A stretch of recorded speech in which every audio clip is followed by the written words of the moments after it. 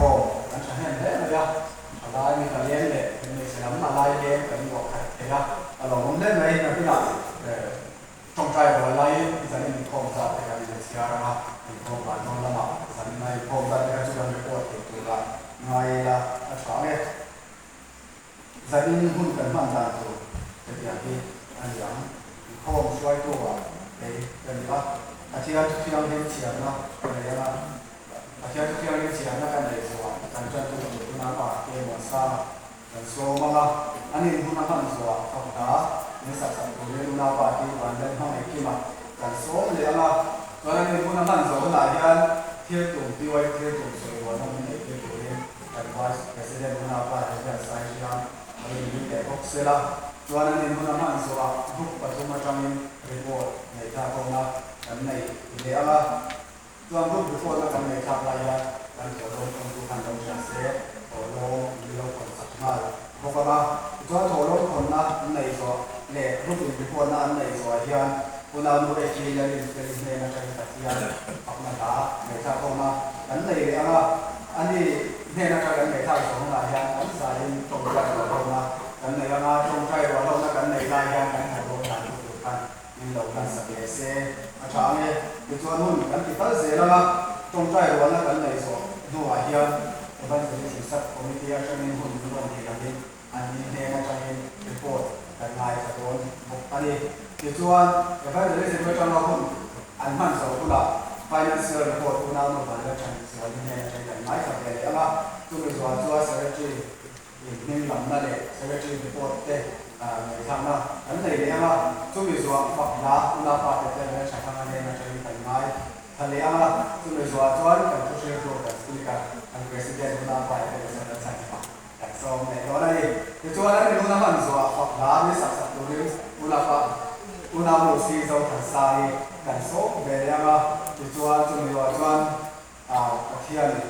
mình phải số ra thà làm chúng nó để thành cái này cho anhทั้งใจปัจจัยของแรงจำนวนนั้นถ้าสักคนกันนี่เลยนะทันซาอะไรกันนี่สักคนที่ทันซาอันนี้จุดสักคนนะกันในนี้ว่าที่ตัวกันคนไม่ตัดเป็นบ้านมาบ้าน refreshment เอาโดนะที่หัวยังทำมาเซ refreshment กันไอ้บ้านกันใจขนาดคนนะกันในโดนะนี่ผู้มาคนละโชว์กับนี่กันคนขโมยรถมาขนาดคนนะกันในคนทุกนะ refreshment เป็นหัวยังมาโดนะนี่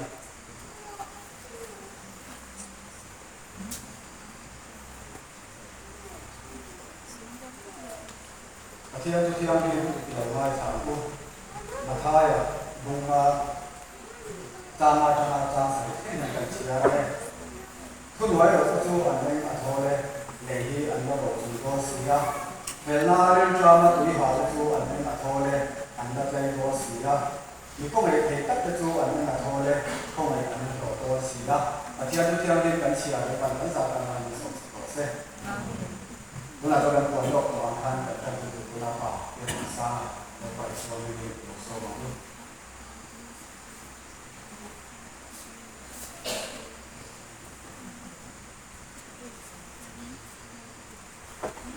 นี่นะคุณข่าวคุณโยมมันเดียบเดียวกับมันจะที่ฉันไม่เคยฟังดูนักประเทศที่นั่นที่ชอบกินน้ำกอกเซ่ที่เราคุณเล่นก็ใช่ว่าคุณตั้งอันนั้นที่ไม่เราที่ไม่ละโปรเจกต์เซเว่นที่ที่สุดคุณจะอันนั้นที่ไม่เชื่อเราว่าคุณมาเราช่วยของทำจานที่เต้งงที่ของทำจานที่เต้กันเราไม่ของชีนักที่ฉันนี่นะเรื่องเราลงได้ก็ใช่ว่าเมื่อวานเพราะว่าให้เราดูก็ที่เราตั้งแต่ก่อนเรามาจิตวิทยาการให้ทราบไม่เราทำเพื่อความเราได้ใช่ว่าลงดูกันสักครั้งเสียฉันให้คอมมิตี้ฉันนี่นะคุณมาสามคนตัวนี้นะเปิดสอบเดี๋ยวอันนี้ก็อันนี้ต้องมีประเทศนี้เนี่ยมันได้อะก็เชื่อมาเลยเป็นที่จำมาได้เสียรุ่งสองสักตั้งสมัยเรียนที่ตั้งนี่กันเชื่อเลยเป็นที่จำมาได้เสียรุ่งสองสักตั้งสมัยเรียนที่ตั้งตั้งสมัยนั่งนี่ตกดินเล็บปุยปุยต้องเจ้ากันนี่นะก็ตุลาเฮมันจะสกิลเจ้าต้องห้องปฏิบัติตุลากันนี่นะเชื่อเราทุนน้อยกว่าเลยด้วย in mai tok tak kan ni ti ti chuan in khara tan chon na in buang ka mok ko chuan nuama ka pur ko asang ani atira eta kan buang hian an ni ko pin le ko ri tu thong sak tu kan ne na lo ka lu la le man ka chok ti ram chu atira sanina khala wa ka mok te sanina ya enge kan pur ri nia kan mong ko enge limba ti tu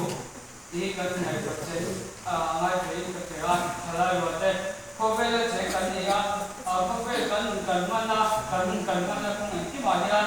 engin nge en sual nge en ti chalo nge kan mong ko ba ta ne ma ni ti ku ri ni se tu ti sanina kan nei ko che athai ka che a cho ba ni sanina khala wa ka ko ro ka ko te kan pu ri te pathian ne na dani la kan pu ri te pathian ne na nge dani la nga ma ni so sa mai te ni ti kerila sanina khala wa ka ko te ko ve ka cham sun kan pu ri te ki har sa na sam ko ve lam ti ne mo ko ve lam ti lo ko ele ba sa na ko ngai ti ma har sa na ka kan do kan pu ri chom so te pathian ne na dani ama ne na tong kai ya in na tar je lo ti ha kan sa ni le atu ban che le se te la kan sa ta nun so te ke na ko ni na kai ne wala pa kan pathian sanina ka ko do ni siam sa ka ko kan khala ko te ti zat mai je mai sama nang ma ka so mo to ram ko ko mai ka lo mai ne na lo ko ko se la pa ko ko ta ni ni so ya to nun se min buat te har sa te to ko ni la pa nang ma ni ni se la ti ko san khala lo te ma lang kan pa na ko ma te la pa nang ma ni so fina kan ko na kan ti ti na ko te te ma ya te e ni no na te la pa om na pe e mo ta ta gen ni so fina ni no pu fina kan lo mai ni na lo ko ko so ni to na ko ya la pa o ka ka le se na tu ra te ko he ga sa so ka in no ko la pa ne na nang ma ta na ke kan pe na ko kan khala lo tam ta te hela man chen be te lo tam ta ke la la pa nang ma he tu na ti nu te an lo le te so me ko ri dai kan man te la pa ne man so se kan man le se tu la pa nang man so ya kan ti ya pi ma nang ma la ro ko le so man no so se tu che le chen kan man te abula ka to ke ma la pa nang ma sa te ma min te se na mi ko je tu che chan da to le so ni lo ke ke tu ko ti le se amen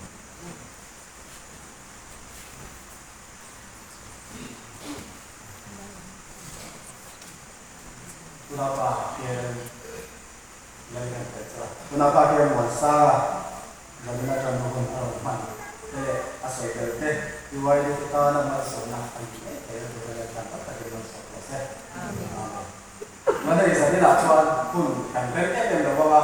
grup report aku mai kama kan mana itu nak kan saya itu jual itu nak hanya saya kita ke grup report kan verify kan mai kama kan dua memang做反映了的所看慢活的乌拉乌鲁看所以说那个就让看比他看谁的他们那个写出来了慢活还有谁那就是project 70อันนี้อันนี้รู้มันคุณเรื่องเดียวเป็นการคุณในการก็จะเรียนฝ่ายกับมันกับคุณเรียนโดนอะไรอ่ะตัวนั้นตอนที่ว่าที่เรื่องตุ่มสวยวันนั้นนี่คือตัวนี้กันไปเสียสิ่งนี้มาป่ะเป็นแบบสายเชื่อมาเป็นแบบสายเชื่อมาเราสอบ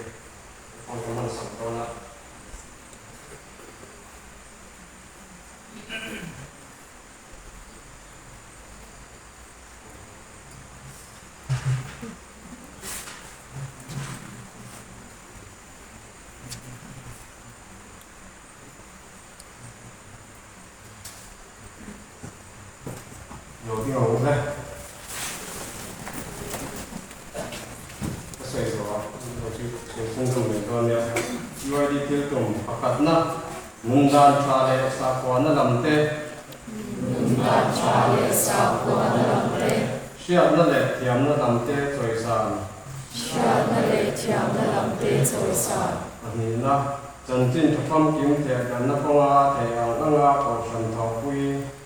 chân tin thập phẩm kiếm thể gần nó không à thể ăn ăn cầu sân thảo quy đúng đó có tao mình xem thật nó lắm để có phụ gia ca cho câu chuyện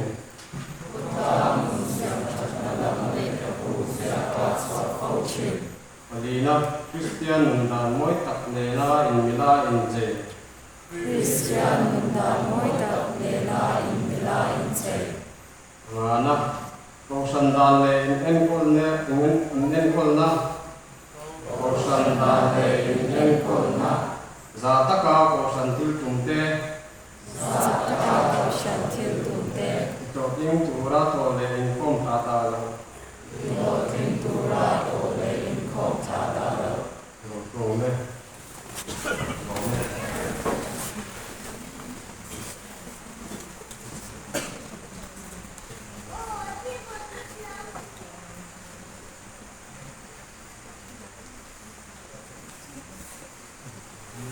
nó phải là sai cho nhau người rất là phản tác đặc biệt là sống của xe là do một cuộc thể thao trong ngày này tôi có mà đến giờ là cuộc thể còn này phát sinh các sự là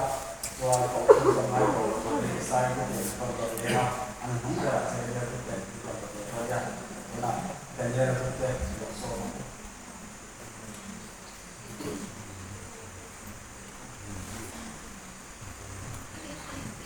mai ta mình chơi không được có tiền thì là người xuống là một xe sai đấy là lúc việc cô mới khát tiền là tuần đi ăn ngày gì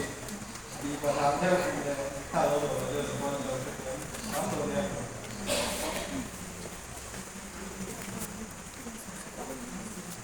đi là lúc việc cô mai ta group committee với thì vấn đề đó một tí committee với thằng vấn đề đó ba chuẩn là tao đi với ha cái này đó bạn cô lại thế mau chỉ muốn lúc cùng số thì nếu là sang cái này đó cho group mà làm là hiện group member với các thành viên số đó cho nên cái đó đi group ta cái phần thảo của bạn cho member tâm đầu đi và các cái đó cho nên sẽ là hiện UB sẽ ta nên là phổ và refreshment nè giúp thì giờ hai căn lệตัวอันนี้ก็เชื่อเทียมนะดีมาละโมบีลำเตกันมันเริ่มจากชิ้นนี้มาบางทีกันกันหลายได้ว่าตัวอันเชื่อเทียมกันดีมาว่าส่วนทุกเบมมาเตมีเป็กนาซาระมีสมบีปลีถ้าทุ่งสามมีสมบีปลีการที่ว่าที่คุยจะมากรุ๊ปติดเตตาเก็ตมิน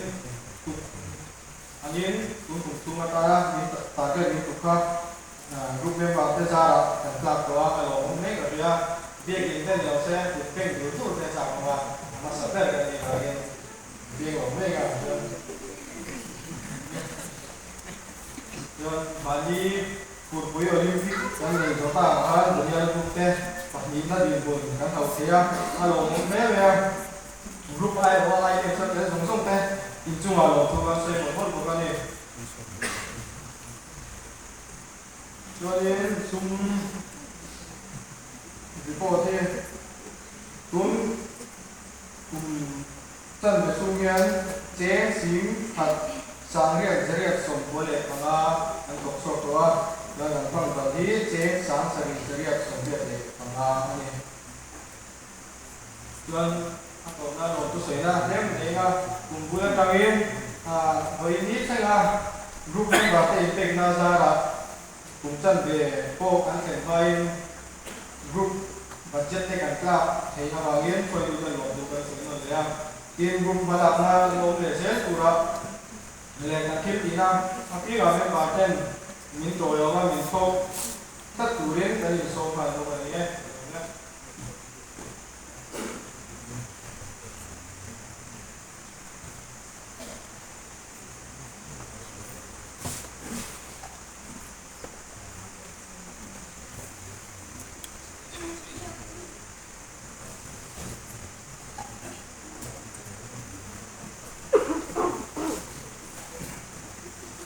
Sarko,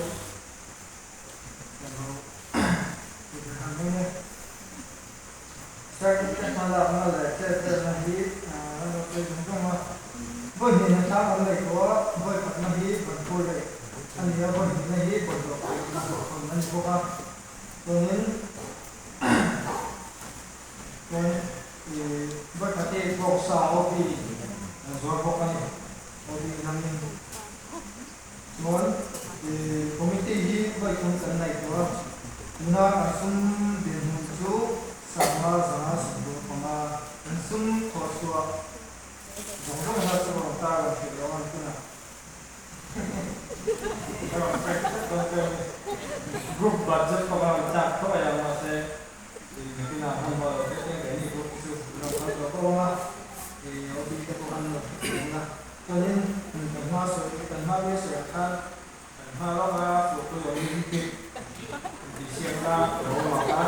thì mình bảo là các dòng sông cái này ai cần xa thì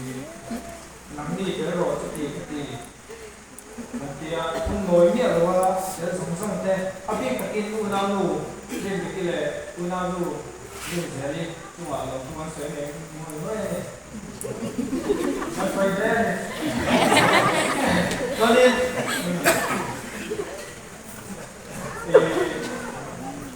Mami tu Olympic akan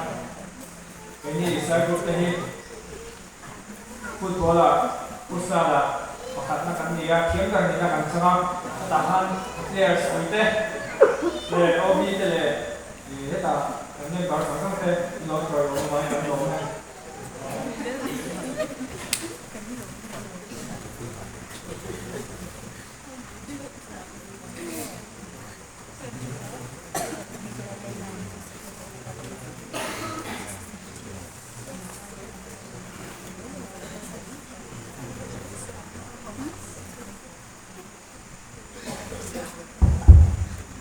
Sain zalim selain kau project 70 kan mana juga sekarang kan zong teh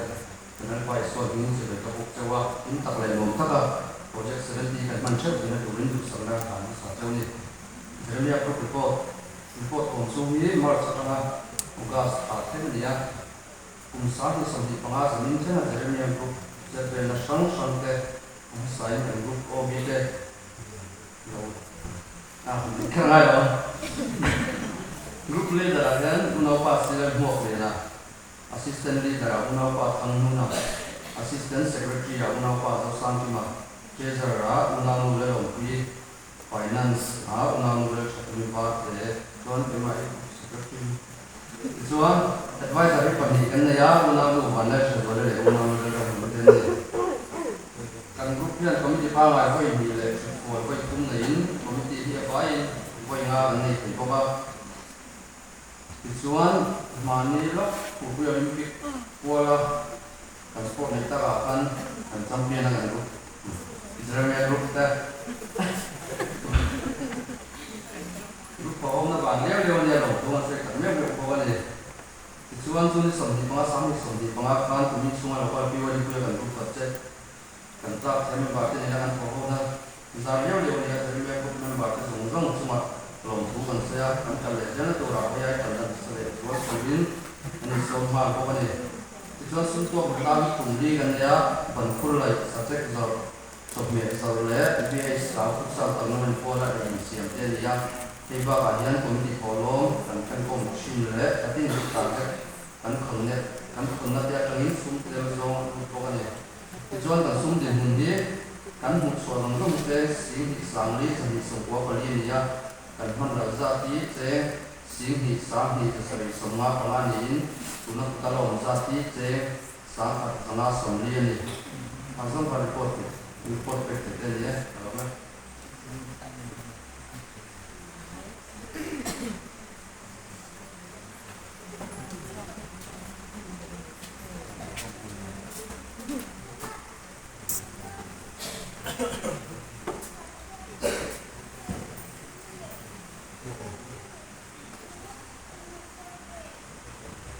group thì nó cho nên report để lúc này lần mai trả anh đồ mua để group nó bảo sắp có mình quay tu đây này group quay tu đây này cũng không phải là cái này phải cái nasa cái pháo cái report để anh chẳng cho anh giải nào rất là bên bà tận ở hồ mà chúng ta ra report cái phái đầu nó tụt không đầu láo tụt bằng cái thọ anh tao được đâu cho nên bà kia một cuộc rất tái tập cái khác cắn vui chỗ đi cho anh rút ai vào một cuộc còn phải giống thế thì để ra rồi làm cái gì đó thì chúng ta còn đủ nó xoay ra đi cái cho anh cái thì cần sẽ là mà trong cái đó là cái này mai vừa làm rồi thì là điều cái này là cái mặt gan phật năng lá cái mai xả ra anh ấy dài rồi do đó nó bắt thì bạn ấy mà hàng số anhบอกcácการเที่ยวขันเลยกันว่าวันนั้นเราไปซื้ออะไรกันส่งเพราะว่าอันนี้สายนะอันไหนสองเท่าไหร่ยันกันสายจงใจวันนั้นกันไหนในช่วงจงใจวันนั้นกันไหนชูยันที่เขาจะได้เสียมาจังในขัดที่ยันจงใจทุกคนที่เขาชนะเนี่ยดีไว้ดีอ่ะอันทุกทีนะสุดท้ายจนสมินกันจงใจวันลายกันทุกคนอาจารย์ข้อคุยหลังดีไว้ดีเด่นแต่ที่ร้านสวยนั่นแหละคุยนะมันจะเดินถึงนานอีกทุกอย่างมันจะหนักคนไปเท่านั้นกันในโดนอันนี้กับพวกเราทุกวันนี้เลยไปกับพวกกันเราใช้กันเนาะชวนตกกันทุ่งอ่ะเนี่ยพี่ว่าอยู่ในบ้านแต่ดำเราจงใจเป็นน้อยกันนองชวนกันเราชุมนุมกันถึงนั่นก็คือจงใจเป็นตัวกันสมมาอันนี้เราจะนำไปที่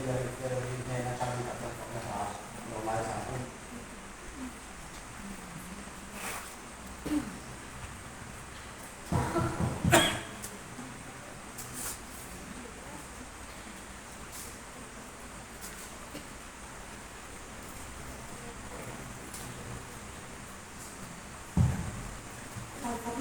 เ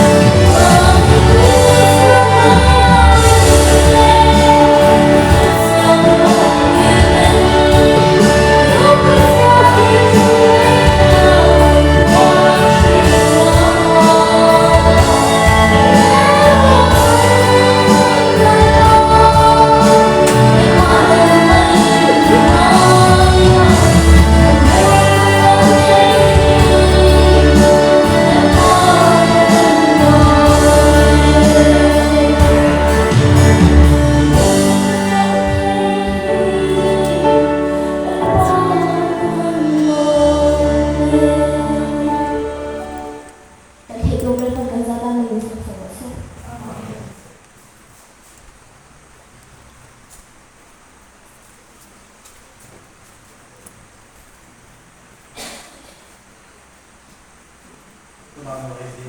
đây dài hơn rồi này dễ là tụi nó bắt đầu là cái mang sầu của xe là cho nên dài trong trại rồi mà cái này tôi nó cái này bay hoặc là dài hơn là cái này nó càng cái gì rồi cái dài thì thật ra phải chỗ là cái sao mà tôi rồi cho trong trại đó là cái này mà cho trong trại đó là cái này rồi chúng ta phải đi bằng cái phong cách mà khác dài thì là mình sẽ có này là cho ta dài thì mình phải Hãy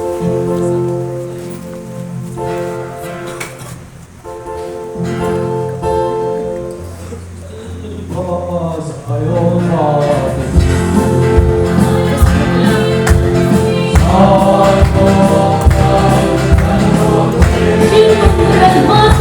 kênh Ghiền Mì Gõ để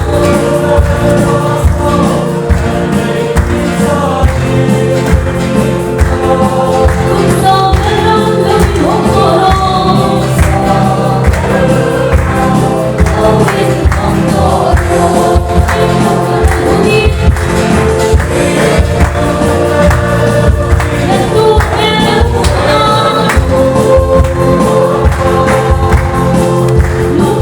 những video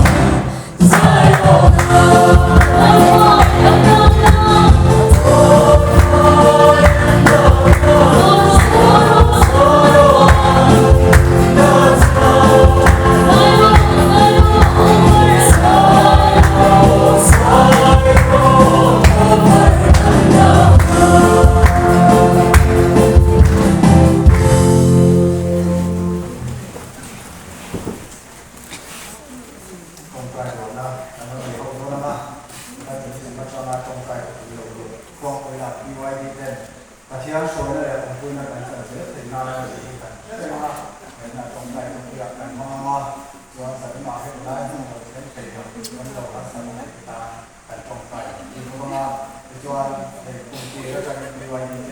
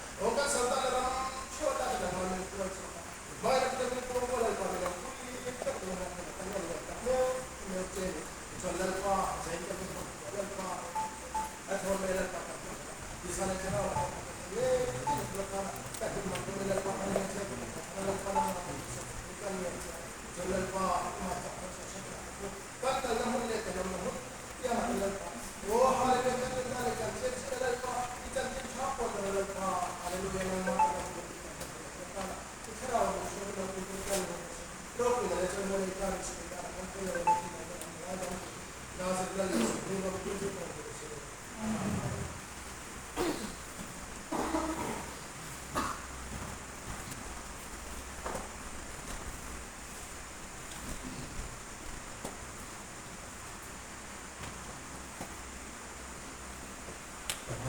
kalau saya lah kalau minta satu lalu, jadi apa lagi? Lepas tu tapi masuk bosnya, jadi pom kalau kita jadi sangat satu sahaja apa nanti. Dan buat lokของข้าจนอาจจะปัจจัยปรับล้างสักสักตัวนึงเราว่าที่บ้านเราต้องขึ้นมากันโซมาส่วนผมมันไม่ก่อนเราเป็นวันนี้คือสักคนที่จะทำเป็นส่วนๆในทางนี้เสร็จแล้วส่วนในส่วนส่วนการเขาส่วนส่วนไม่ก่อนเราเป็นเราอยู่มากกว่าเลยเสร็จแล้วไฟนั้นเสร็จตัวผ้าการงานตัดส่วนๆเนี่ยเราจะเราปฏิบัติในทางที่ว่า เ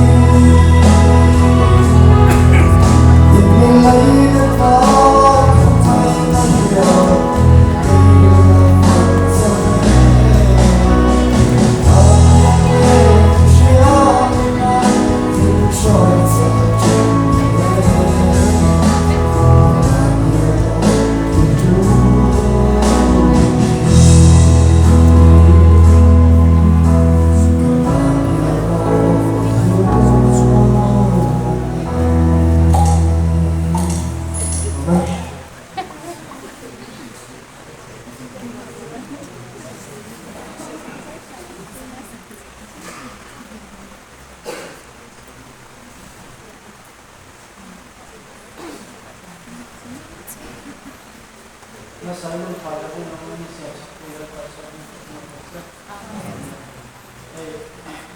kan untuk dia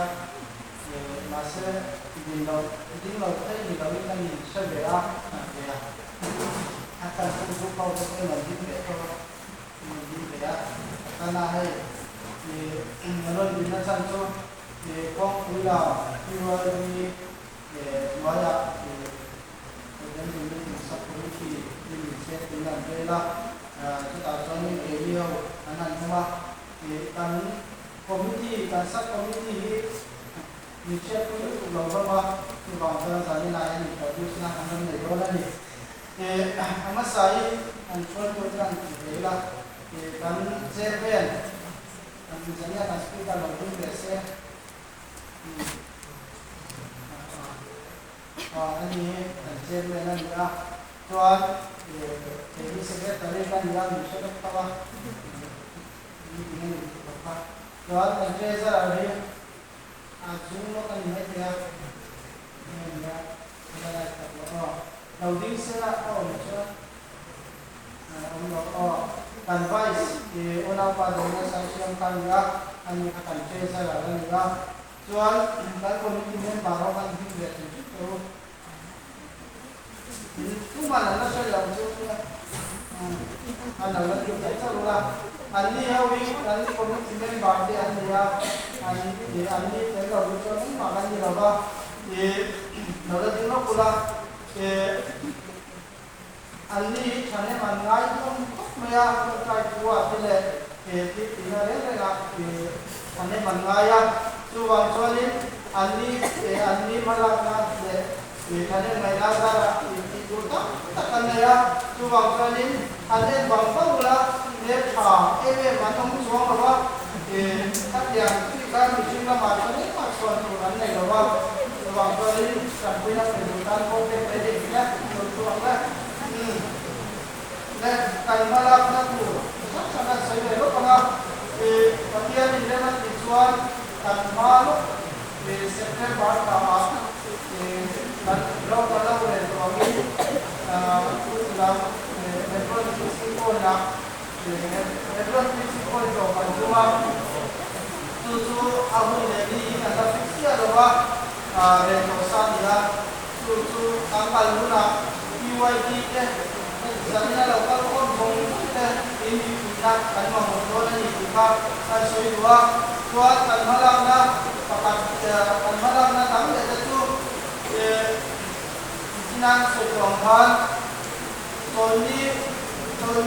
Bulung berde PYD reform masa peraya evan di pusat komiti dan hitung kaya punya itu dia ahar bekom hitung kaya punya to mai punya bang dia rawat mereka ini ko untuk berjalan macam terlalu tu angkat ini tak yang ko macam korban ini Turun songkai terpilih orang tapi lo orang lain ini dia di pon di kantor itu makan komisinya partai ini nahan lo sebulan jadi kalau orang ini amen partai dari orang itu kan dibayarkan dia kalau kantor itu ini cuma mereka bawa ini soal lain kita kan sebulan ini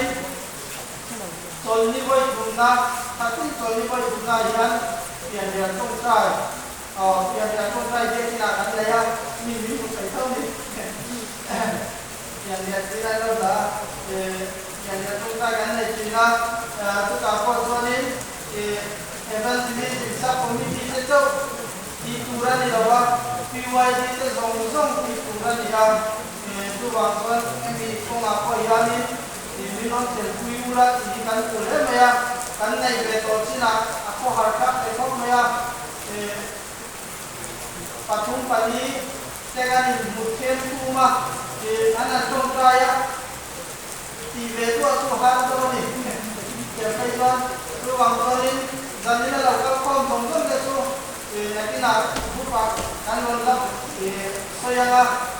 kita ampun kali jadi lah kalau kau tungguเราก็ร่วมถึงต้องสู้การพูดกับเจ้าหนี้ครับการสวยมันเลยว่าตอนนี้เราก็ข้อมันไม่อันตรงใจว่าทุกๆแล้ว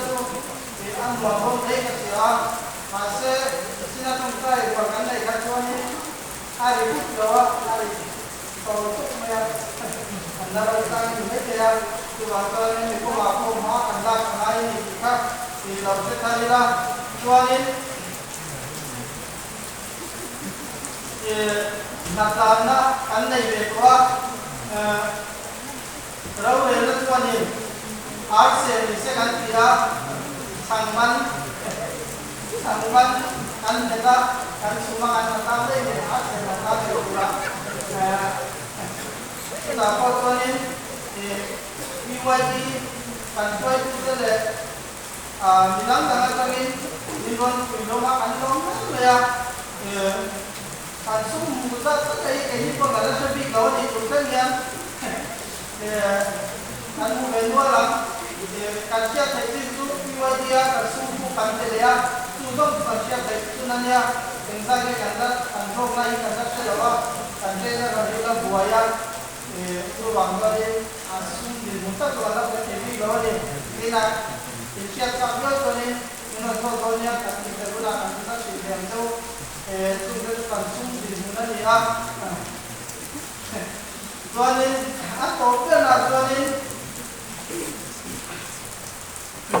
cái sắc committee thế kan jadi na hun kan man bulan sana tu kan tua har chilu tuba tina re na yani kan tua hare me mane mania committee ang re do committee lu tuk silau tu tidak terkait mau kan tu kuala mania itu tak ni kan committee member ten an soi tu hesa committee chat me u aku harap kan member ka cuma ni ikut tak bulau nanti ni tu tiap waktu ni komiti sub komiti kan tu harap tu bangsa jadi naya ni PYD dapat tom ten group ko kan saya jual lawa ini mak saya lawa ini puina le ini kan puina kangen bapa sub komiti nang mani tahu ni kita mesti mula kan boleh mula itu mi tuan ni somna ni pak komiti jadi kan lebih suakan ni sub committee ka dong pea music sub committee tu music kan kuma manbuat training an tera an bopo ka kat yang kali sub committee music ka na kuma an itu tu za jual kan ni ya ele dia ini sau kan tam kan dia in group lama tu ni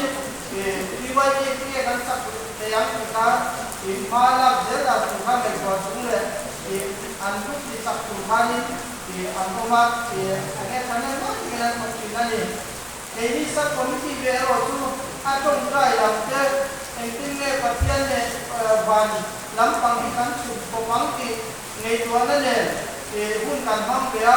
atong try na lampang in hotai motivate tu ya ini kuikan bulan dia tu waktu tadi naya ni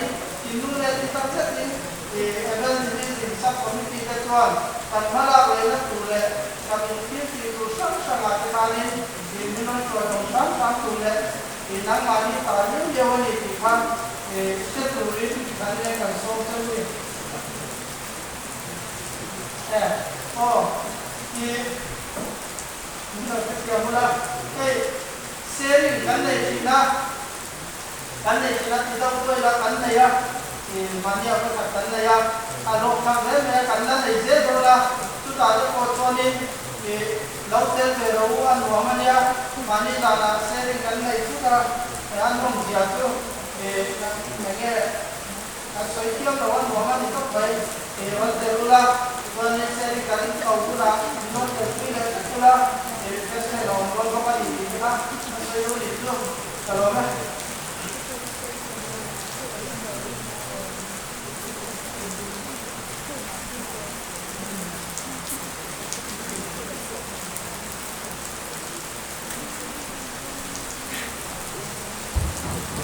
sign project 70 se bari mo ka se o he ga secretary ni running ma sa pura ka mai to le ka chan so chiang so china ba na secretary ko de chang kya ni sum mai ne ko chwa na sang sang te le PYD khala na am te le chiang so chi ni ka se o ta ta chwa ni pe ma ni ko so ma sa ka ba ni a kim lo te ba ma te ko lo mai me ti a su me ba ka sa so so ram thì đó mấy anh cần ta nó sẽ được vui mùa chính anh hơn có lẽ là chú vắng ấy mình lâu sẽ người khác là mình lâu chẳng sẵn hơn nha khi mà đi thì thái cái hành thống nó sẽ thấy của ba mấy ở bản ra đi cần chẳng đấy cho chị à anh sai Tuan sumlu tu jangan ada apa bang sumlu dia tu yang akan sang em dah wei tu yang alia nanti cak kan tu nak poma target bi kalian pun sen be ini kan apa pun yang tu itu target ha sifat sampai jadi sampai tengah lalu tu wei promise bi kalian sang sering tu sering lalu tu apa Tuan nak lama cuma sumlu zong nak lama cak kan dari sini nak cak angin lagi te Tuan ini kongsul nak lama kita dua pada alian di Tuan di kan advisor di poin itu nak tu jadi sampai Cina kalau boleh cakap ini jangan di kan sumlu malu tak apa asal saya kalau di dua dapat kan cak Tuan finance semua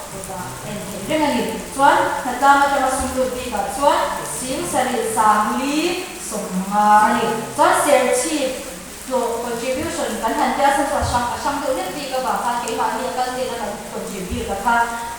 sama jadi Tuan rising day ipi samhi somhi pengar rising day ipi zaria kan ya ke kalau kita itu tentang apa ini dia tentang kan tentang kekok mereka tentang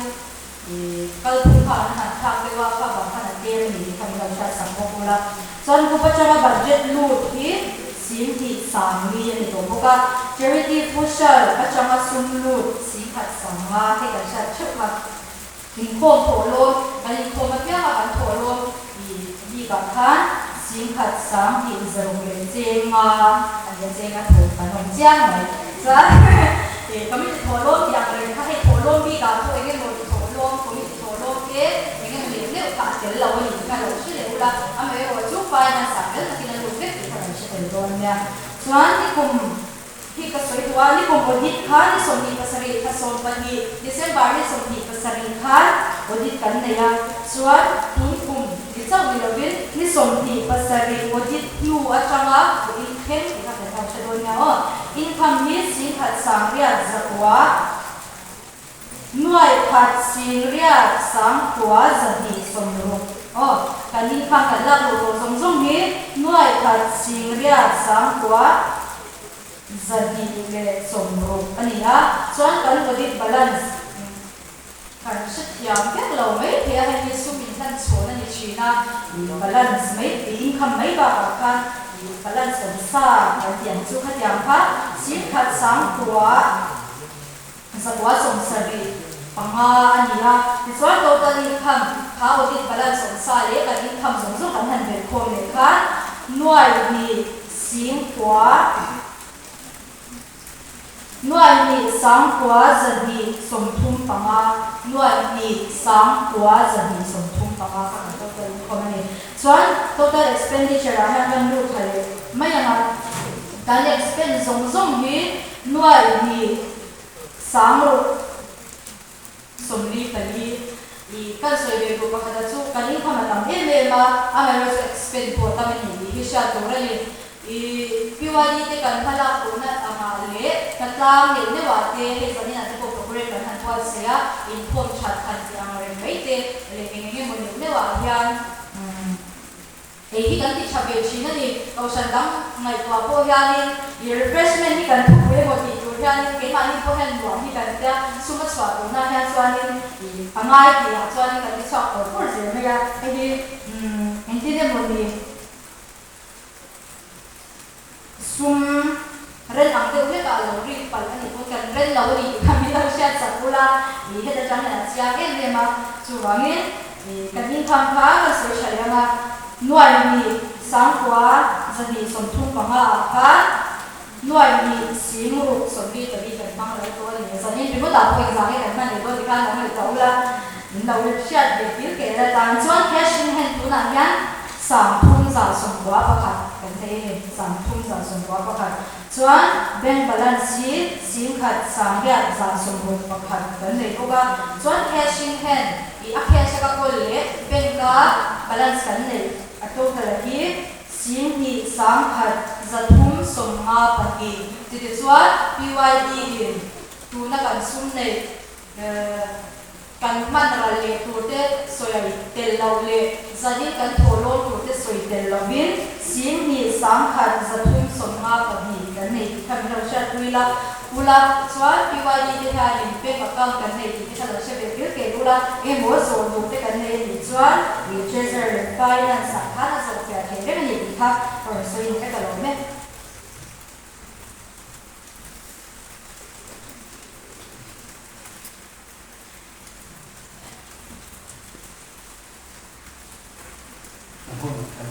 thế là una parte mà lên phong lịch kia mà mỗi tập này mình nói bán chua rồi chú ăn soya saya đồng hồ lấy đó rồi bạn các tập viên mang sổ nó sẽ còn các chị biết gì mà cho nên để thành cái sẽ cái file này của cái file đó anh đi chung vào bộ cái file đặt những bạn đấy mình chủ yếu vào những bộ chú ăn soya anh đi cho anh hôm nay các sẽ tôi là chuan hoặc là những nội dung nó nằm ở gì si sâu thằng sang thằng sâu anh em nó mang rồi thì cái chuyện này nó cái mình làm một cái report cái người khác na anh này thì anh cho cái chuyện nó mang rồi nó vào cái thằng anh lại của mình rồi thì cái sẽ anh em cho anh unang mo si có thằng sai là số mà ra là số nó chủ cho nó bị quá chặt không sẽ là giờ này là hiện在cái đi committee anh có cho giờ này thì cái thì là những cái sự nó sự sao là group thì items kan nei choka zan ni sai group ten items an nei ta an ya chuan an group a ong zai thiam pathum an nei te hi zanina committee na zai ko wa cho kan lo ria items tu dang hi an nei lo wa an zai thiam ka kan te ka ba ni tu ba ni pi ka le manam lo si so kan sai ki ta pa ti an lo ni ki te ya an ni ko kan so de le ma group ami na lo ti ho ti na le committee na zanina an wa ti an ni an ho cái đó là gì chúng em bảo cái đó sẽ khi anh đâu phải sao sao là anh hôn cái ở đây đâu thì cho anh gặp được các bạn của anh nha nó là tôi luôn đang nộp xin cho thằng sai và khi anh học nó là sản phẩm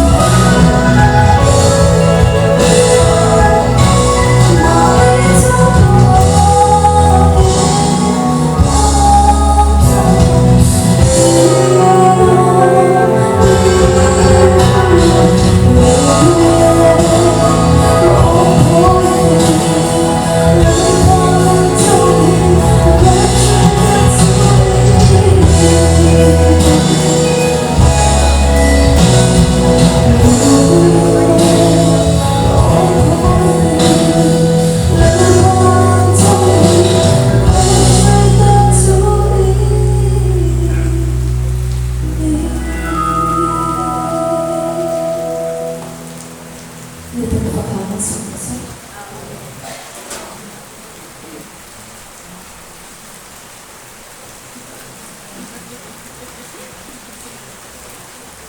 เราสีเราถังซ้ายใจเราเลยแล้วตัวเราปัญหาที่มาส่งเราเช่นวันนั้นว่าเสกที่เราส่งตัวละมีในการเรียนที่ลำดับเลยเสกที่พอได้เป็นอะไรตัวนี้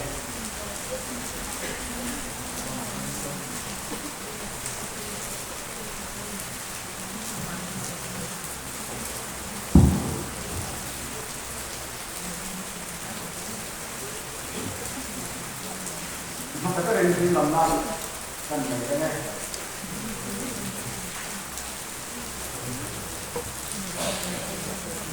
แล้วเราถึงเนี่ยถ้าเราไม่เรียนที่บ้านเราจะสอนเนี่ย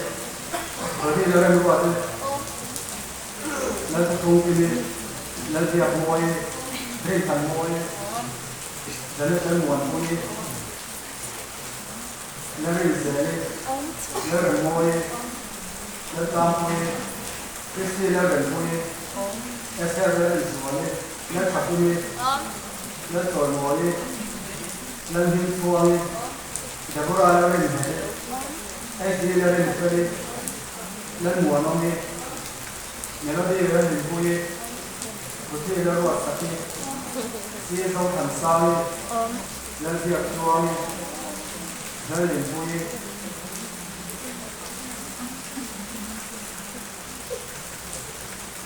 ลองซ้ำตัวนี้ไม่เชื่อที่กับการที่สารเด็ดของฉันว่าแบบแต่บอกอยากสร้างอะไรที่ปุ๊บไม่สนที่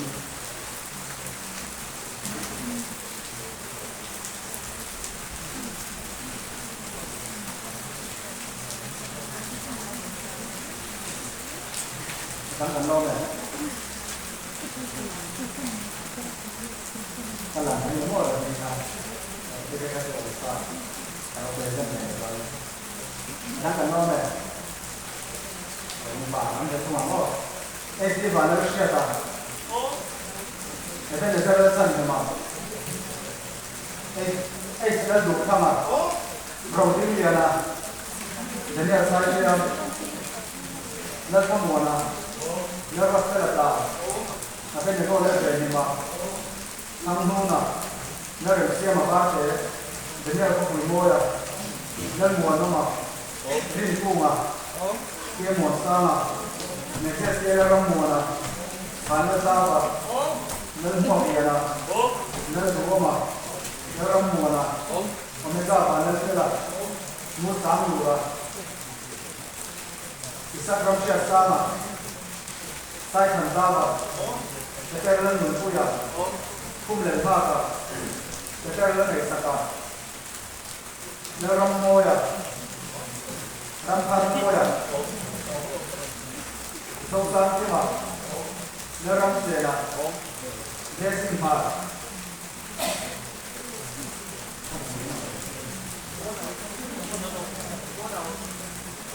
โจเซฟเอลมาโซมา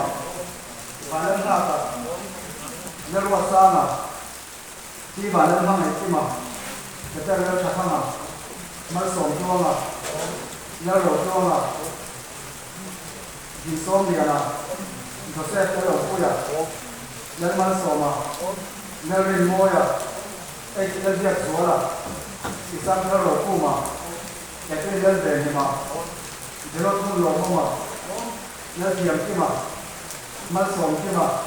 เราพูดอย่างแล้วเสียงเดียนะบ้านเราจะทำนำไปก็เลยหมดอยากจะมาก็ไป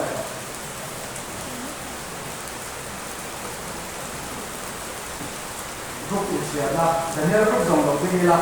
ตัวนี้ไม่ทำเราเสียสักไม่เสีย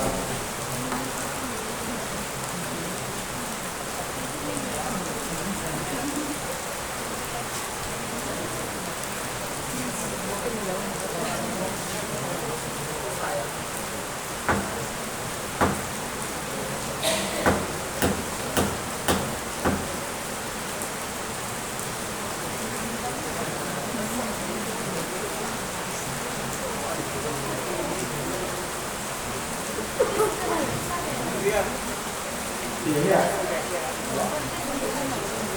ใส่ลูก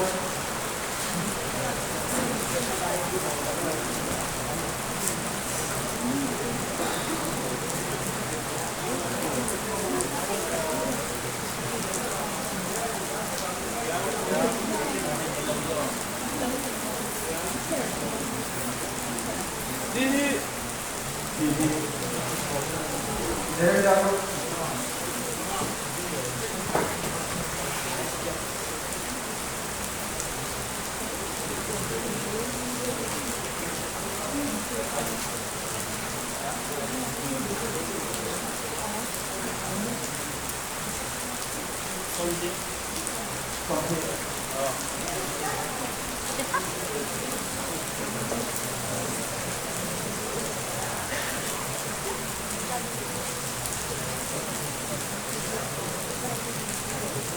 ตอนนี้นะเมื่อบ่ายเข้าตรงที่ไว้ที่เมื่อบ่าย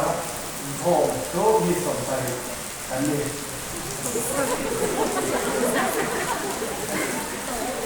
เมื่อบ่ายจะอาการตัว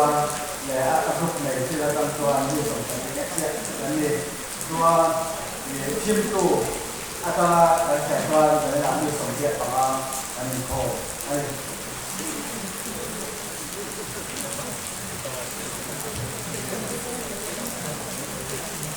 การถูกการที่สารการเลี้ยงเป็นบนมาอันนี้ตัวโน้นนะเดี๋ยวเราถูกการที่ข้อมแล้วว่าวันออกตัวบาร์ตาถูกการที่สารทั้งสัตว์ละคุณวันมาเป็นอย่างนี้อย่างเลี้ยงข้อมทัศน์การอันนี้ตัวละมีข้อมไปช่วยตัวอุณหภูมิในหัวเลยนะการตัวอุณหภูมิที่เราสักทีทุกสิ่งตัวอุณหภูมิจะมีความอุ่นน้อยที่ตัวอุณหภูมิทั้งหัวนะกับหลายอุณหภูมิจะได้สักขนาดและสิ่งตัวอุณหภูมิที่เราเป็นที่พวกประตูเตะอุณหภูมิจะเริ่มมุ่งอย่างเนี่ยอุณหภูมิจะเริ่มจากข้างแต่มีร้อนเลยพอร้อนคนตัวเลยทำตัวจะอุณหภูมิจะเริ่มมันคุยอันนี้มันตัวนี้เสร็จแล้วอุณหภูมิที่เริ่มตัวเลยอันนี้ร้อนนี่ส่วนsecretary report กับเอกมาเองเจ้าตัวคุยบอกส่วนการมีงานที่บ้าน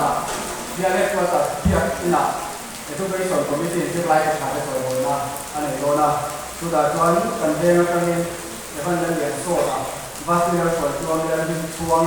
ni mana ni mana ni mana, sini ada sini mana ni ada bui, proses lalu punya, jadi lalu sakit, ane dia ni cari soal bola, antong bola, an mani kalau itu kali ini saya, an mani orang bola bang kalau saya orang tuan anu lepas saya mau anu nak sekali itu ane siap kira, ane so, pokoknya itu ane soal bola ni tanah dia,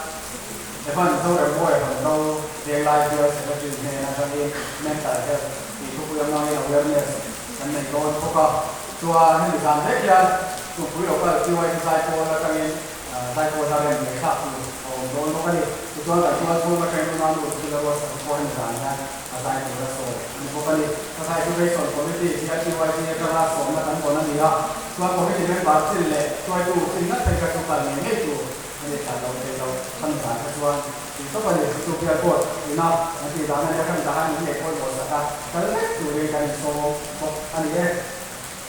tuan secretary report kan yang komisi aduh dia akan dia tengah, untuk tu bilang mereka sekolah dia kan tertentu kan. Komisi tuan itu tadi Februari ini sangat dan lah, macam itu ada ini cuma jadi jelas ini orang ni member kita harus le kau tentang orang pasal le apa kau tentang orang kita kan orang ni ada anilah member kita semua bahawa anilah member semua bahawa le Malaysia semua ini Februari ini semua orang ni sah kan kopi komisi buat sana baik sahaja kan ya misalnya ya tuan tu komisi member kopi semua pasal kan buat semua ni tuan kopi tu le baik sahaja le PYDเราเรียนนักอาญานี่ส่งดีกันดีอันนี้มาเป็นว่าได้ส่งดีประกาศของเอกสารน่าจะได้ส่งดีประกาศเขาไม่ได้รู้มาตัวเขาเขาไม่ได้ค่อยขัดนักอันนี้เลยนะตัวให้มีการอาญาสักคอมมิตี้มิวสิกสปอร์ตไว้จะได้สิ่งเนี่ยทุกประชุมเด็กสิ่งอันนี้ตัวทุกปีที่กลุ่มโชว์มาตาสิ่งอันนี้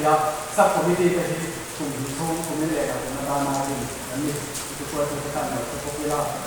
อันนี้ส่วนกลุ่มพลังงานyangทุกปีนะที่สามปีสมาเก็บเล็กอันนี้yaสักคนที่เราอันนี้เรามาจังนะช่วยอุ้งเรามาจังนะตัวกันหัวเลยเก็บอันนี้เราว่ามาเสียมาโมอันนี้ตัวที่ไว้ที่ละอันตรงนี้นะอันนี้นะเก็บอันนี้ก็ใช่อันนี้ส่วนทุกตาเก็บที่ขัดขัดที่สามขัดอันนี้ทุกก็ตัวมาตาจังนะเก็บกันยิ่งกันเนี่ยทุกกันจะมีตัวตาขัดเก็บอันนี้ละมาสักการะจะเรียนรู้กันหลักเลยที่ใส่ทุกเกี่ยวอันนั้นหัวตัวนักให้ตัวมาเสียนะครับอยู่แล้ววันนี้เราไปผมจะเกิดการเก็บการเสียงเดี๋ยวผมทำอันก็มีแค่ก็ที่มาตรากันคนนี้ที่มีคนอะไรนี่ก็เน้นบาร์แอคทิวิตี้กันละที่อยู่ก็กันเราไม่ตัวนั้นเลยเน้นบาร์แอคทิวิตี้เลยเน้นบาร์เราไปอย่างที่กันละตัวนะตรงนี้นะตัวเน้นบาร์แอคทิวิตี้กันละนั่นคือถ้าเกิดคุณมาตราที่ไว้ที่โค้ที่ไว้ที่หัดลามต่อกันคุยหัดลามเบียร์ที่ไว้ที่หัดลามอาการเป็นเน้นบาร์แอคทิวิตี้มาตราการกันกันอันนี้ส่วนนี้บาร์แอคทิวิตี้ที่ผ่านในเชื่อเชื่อฉันที่เอาที่แบบว่าโอ้บาร์โอ้บาร์ทำอะไรที่กับที่เสน่ห์โดนมันเจ็บอันนี้โดนอันนี้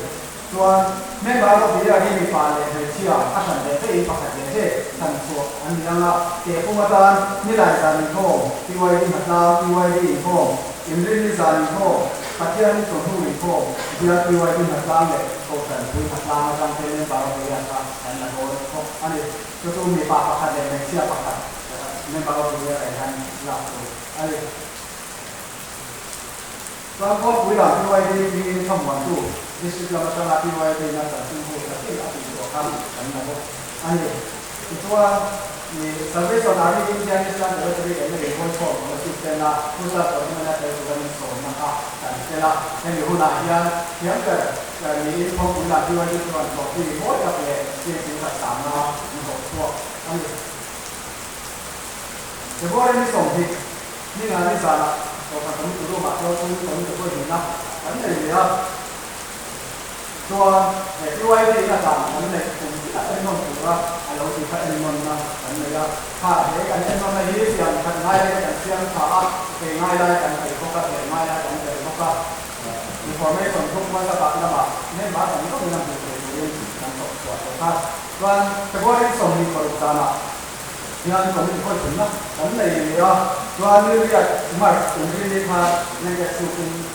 มาตามกันเลยอันนี้บาตอนนี้ปฏิบัติของตัวก็ส่วนเป็นที่ส่งใส่กับผู้กันตัวกันเป็นที่สุดโต่งตัวกันสุดกันเท่านั้นอันนี้ส่วนแต่ที่นี่ใส่พอจะมีสารอะไรข้อมูลชัดเจนกันมั่งอ่ะเดี๋ยวสารอะไรที่กระดาษตัวปัจจุบันยังมั่งไอ้ตัวละเดี๋ยวผมจะที่ไว้ที่แกที่เป็นมันอันนี้นี่ก็จะคือพอเรียนสารตั้งแต่ละว่าคอมมิชชั่นพอดีนะตัวผู้คอมมิชชั่นพอดีนะกันเลยอ่ะตัวในยุโรปพอเรียนทางเบียร์คนจบตัวในกองทุนมันดาวอันนี้ก็อันนี้ตัวในยุโรปอาจารย์ที่สอนประกาศตัวการเรียนที่จบก็เสียที่เบียร์ไอ้คนที่ดูมันจบเพราะกันนี่ตัวในที่ส่งที่ฟังอะไรที่ส่งที่ไปเรียนที่ส่งที่ฟังว่าหาคนอย่างเล่นที่จะเรียนรู้ว่าตัวคนอย่างเล่นที่จะเรียนรู้ใส่อันนี้อาศัยเรียนเห็นเสียงเต้นมีตัวเสียงเต้นข่าวบางทีตัวนี้ใส่เพราะกันนี่ไม่ได้ส่งที่ปัจจัยพอเรียนที่สาม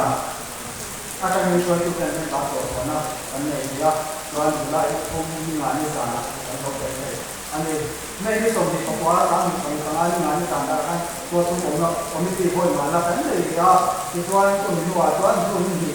พอการที่สารจะมีเรื่องโครงสั่งการเนี่ยชาลาสั่งการเข้าอันนี้ในส่วนไหนก็เอาที่ตัวนี้ส่งมาดูส่งมาอาจารย์มีตัวสิ่งต่างๆจะนับคอยทุ่มต่างๆต่ออะไรที่ตัวที่เราจะได้จากที่ตัวนี้คอยทุ่มมาสักอยู่ที่ข้อความนะทุ่มอ่ะอันนี้คือนะอ่ะดูว่าเพียงแต่ตัวเราจะได้ส่งไปอันนี้พอกันนี้ทำให้เราจะได้เชื่อที่เรียนเชื่อดูนี่ส่งทุ่มพอการที่สารจะมีเรื่องว่าสิ่งต่างๆจะนับคอยทุ่มให้ตัวต่างๆต่ออะไรจากที่พอใจในสารที่จะรับได้เป็นวัตถุที่มันชุ่มอันนี้ก็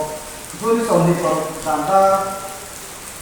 เขาทำก็ไม่รู้มาว่าช่วงตัวนี้ก็รู้นักกันเลยว่าที่ตัวทุนส่งที่ไปเรียนเป็นเนี่ยพวงเรียนเนี่ยอาจจะที่ไว้ที่กันเสียงที่ละตัวอุณหภูมิที่ของอ่ะกันเสียงที่ละอันนี้เนี่ยการเรียนอาภงหุ่นมันเป็นเราที่มีเสียงนะครับที่มาพอเรารู้กันส่วนส่วนจุฬาที่ส่งกันที่อินทรีย์ทางเสียงกับเรากันในพวกอันนี้ ดูแลที่ส่งกระทุ่มกระเทียมที่ทานต่อสันติเจ็บที่อันไหนน่ะอยู่ไอ้ที่เจ็บสามีสามาทางเป็นคนที่เจ็บจากคนนี้ดูแลที่ส่งที่คนนี้งานที่สานได้สมัยกันเดียวกับคนที่รู้มาก็ตัวชุ่มคนที่คนใส่น่ะฉันเลยอ่ะไอ้ผมไม่หนักตัวชุ่มผมไม่หนักตัวชุ่มคนที่คนใส่ฉันเลยว่าตาหน้าที่ว่าที่ตาหน้ายันเห็นไหมล่ะอะไรเงี้ยนี่ก็นะเห็นไหมล่ะดิสก์ละมันก็มีที่ว่าที่ตาหน้าเป็นคนละทัดทิ้งตัวชุ่มคนที่คนใส่เนี่ยนี่คืออันนี้ฉันนั่นเลยที่อ่ะตัวถ่ายฉันนั่นเลยว่าไม่อยากนับว่าประมาณนั้นคือตาหน้านี่กันตาหน้าคนที่ฉันนั่นเลยอันนี้ผมก็ที่ขัดคือตรงนี้การฟังเสียงมีเดียกินมันละอันนี้ว่าวันมาเซ่ให้กับเช็คอย่างเราตากินเส้นที่ว่าที่คุณอันนี้เราก็พบกันนี้คุณอันนี้อ่ะอามาเราดูหัวใจลงมาเสียงที่กระบังคานเสียงกันนายกันหัวคุยเราอาจุเล็บคุยโลเสียสมัยของท่านคือการโพสต์ถึงจุดสำคัญอันนี้ผมก็ไม่เรียกกันในส่วนของสิ่งที่ห้องผู้เสียอันนี้อ่ะที่กระดาษฟันร่างหุ่นนำมาและร่างหุ่นนำมาสักการะไฟแบบนี้ที่กันมาเราที่ห้องผู้เสียที่กันชอบว่าตัวห้องผู้เสียหลายอย่างที่เนี่ยหลายส่วนต่างตรงนี้มีข้อมูลต่างๆที่เป็นเด็กกว่าที่นั่นยากกว่านี้ต้องโจทย์ตัวอันนี้อ่ะโจทย์ตัวมีไม่ปากอะเรียนตัวในนั้นที่ผมได้ให้กันเรียนตัวนู้นนะเรียนนักศึกษาเรียนตัวมาแต่ละทีอามาพอจะเรียนที่พออย่างนู้นสักอันไหนพวกนี้เขาเป็นพวกเด็กเป็นเสียตัวในห้องผู้เสียกันไหนที่ปัจจัยหรือมาอยู่สวะปัจจัยเราคุยเลยที่เป็นหน้าเราหน้ามาสปีกเกอร์ยังอยู่หน้ามาตอนที่มีภาษาคุณการเซ็นดูอันนี้ส่วนนี้ลิสต์ส่งอันนี้ลิสต์ส่งประมาณส่งมาขนาดที่พูดคุยคนนี้ที่เราถึงจะอินโฟสักคนนี้ที่ช่วยนะมวยอ่ะกันเลยนะส่วนให้โอลิมปิกการที่เราจะเชื่อต่อกันทุกสิ่งที่นะอันนี้อ่ะป่วยเห็นไหมครับสุดท้ายการเดินเรือรถเมล์ยังเดินนะจะมีตัวที่มดอ่ะอันนั้นอันนี้พวกเราตอนนี้ตัวที่ก็มีตัวที่ตัวอันนี้เราถึงน้ำมันเทสตัวกันนั่นเองตัวนั้นตัวจำเพียนของเทสตัวอันนี้ถ้าการอัดส่วนตรงนี้ส่วนนี้ครับมีกันในทางภาษาเราจะเป็นการลดเสียงไม่เคยบอกว่าทำไมเราถึงไม่ดีนะอาจารย์ในเสียงผ่านกันนะกันจริงๆอันนี้อะไรพวกเขาส่วนตัวตัวนี้ที่การใช้ตัวตาตาพันมันจะเรียกกันพวกที่ว่าเราถูกการช่วยให้การขอบคุณมาอันช่วยตัวที่อันขอบคุณได้ไหมล่ะเราที่ได้เราพบกันแล้วอันขอบคุณมาอันนี้บางทีอันไหนตัวอันไหนนะตัวที่เราช่วยอะไรก็เดี๋ยวนี้ช่วยตัวที่อันที่ปากกันเราที่ถ้าอันนี้เราไม่กันแล้วที่สูงแค่นี้เนี่ยบางทีตัวอันชั่วโมงแบบนี้เราช่วยบอกว่าพวกเราช่วยแบบนี้เราเดี๋ยวเราช่วยกันนะครับอันนี้คนละอันนี้อันที่ว่าพวกเราที่เราที่ลงรู้อันที่ตัดเรื่องเราที่ทำเราที่ตัดเส้นอันขาเนี่ยที่ตัวที่ว่าที่เราแค่ลงก็สวยงามจริงๆแล้วก็มีทั้งนี้ที่ว่าที่เป็นรุ่งโรจน์ที่สังกัดหนึ่งพวกกันขาหน้าพวกกันชั้นหนึ่งนะลงกันทีละมาด้านกันตรงเช่นทีละอันหาพวกเขาครับอันเราสูงมากคุณน้อยเดี๋ยวเป็นหาพวกตัวเดียวกันหน้าที่จะกับกันนี้กันหน้าด้านสูงมากอารมณ์ตัดไม่ว่าเราหลังสุดอาจารย์มีตัวแค่นี้อาจารย์การโตเพี้ยกับนี่ก่อน